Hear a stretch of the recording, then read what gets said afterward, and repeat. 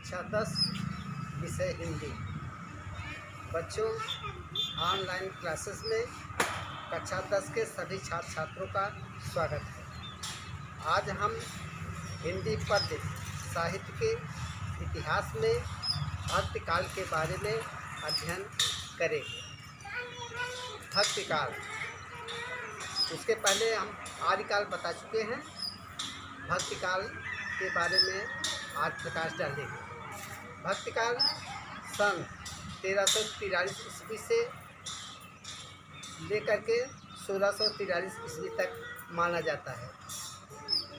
आदिकाल के समाप्त होते ही देश में राजनीतिक और सामाजिक परिस्थितियां बदल गई और मुसलमानों का राज प्रतिष्ठापित हो जाने पर परस्पर लड़ते रहने वाले छोटे छोटे राजा अब नहीं रहे। इसी परिवर्तित परिस्थिति में भक्त भावना का उदय हुआ। इसी काल में भक्त की कई शाखाओं का विकास हुआ। इस काल में काव्य दो शाखाओं में विभाजित हुआ। पहला है निर्गुण शाखा, दूसरा है सगुण भक्त शाखा।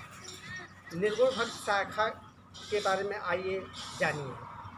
निर्गुण भक्त शाखा, इसमें ब्रह्म यानी ईश्वर के निराकार स्वरूप की उपासना की विधि बताई गई है। इसके ज्ञानाश्रय के प्रमुख कवि कबीरदास जी हैं। अन्य प्रसिद्ध कवि जैसे संत रैदास जी, नानक, दादू, मलुकदास, धर्मदास और सुंदरदास हैं। इन भक्तों ने साधना के सहज मार्ग को अपनाया। जात पात, तीर्थ व्रत आदि प्राय आडंबरों का विरोध किया। इनकी भाषा पंचमेल सजुकड़ी है। निर्गुण शाखा की दूसरी उपशाखा प्रेमाश्रयी शाखा है। इसे पल्वलित करने का श्रेय जो है सूफी मुसलमान कवियों की है। इनकी कविताएं दोहा तथा चौपाई छंदों में है। प्रेम की पीर, विरह वेदना की तीव्रता, कथा की रोचकता, कल्पना तथा इतिहास की समन्वय इन सूफी कवियों की विशेषता है। अब उसके बाद आता है सगुण भक्त शाखा।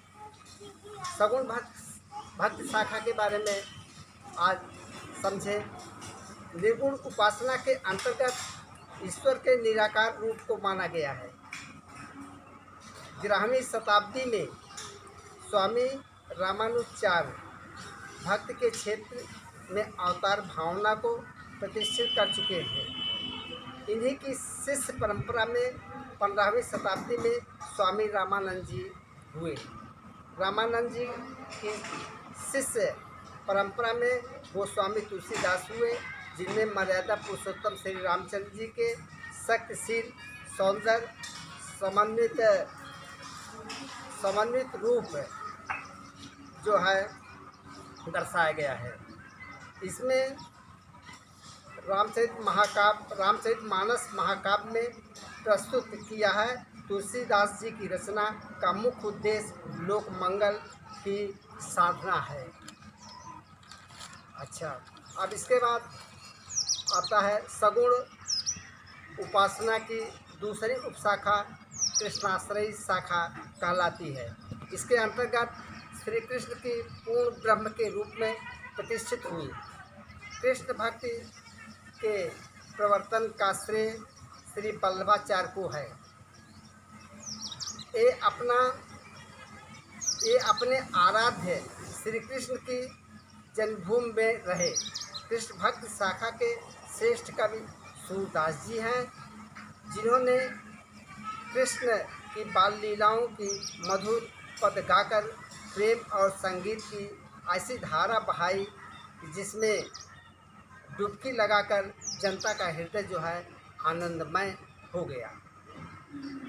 अब सूर सागर हिंदी साहित्य की अच्छे निधि माना जाता है। साहित्य लहरी और सुर सारावली सूरदास जी की रचनाएं कही जाती है। कृष्ण भक्ति का कवियों में नंददास, परमानंद दास, कृष्णदास, कुंभन दास, चतुर्भुज दास, छित स्वामी तथा गोविंद स्वामी है। इन समुदायों को कुल मिलाकर के अष्टछाप के नाम से जाने जाते हैं। शेष कल हम बताएंगे।